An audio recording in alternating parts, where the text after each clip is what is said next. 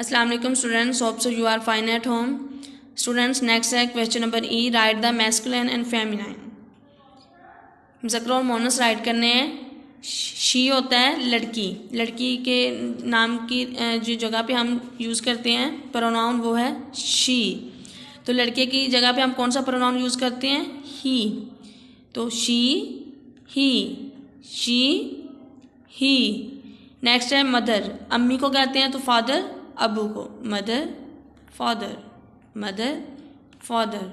Sister बहन, brother भाई, sister, brother, sister, brother. Queen, queen कहते हैं मलका को, और किंग बादशाह। शहजादी को कहते हैं कि मतलब जो मलका होती है, तो किंग बादशाह जो होता है शहजादा। King, queen, king. Aunt, aunty, aunty को कहते हैं अंकल।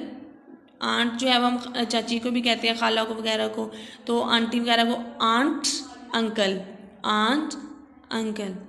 हर, हिज, हर, हिज। वुमेन, मैन, वुमेन औरत और मैन मर्द, women, man. Grandmother, grandfather, grandmother, grandfather, grandmother, grandfather.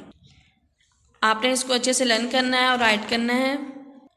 आपने इसको अच्छे से लर्न करना है और राइट करना है। ओके, थैंक यू, अल्लाह हाफिज़।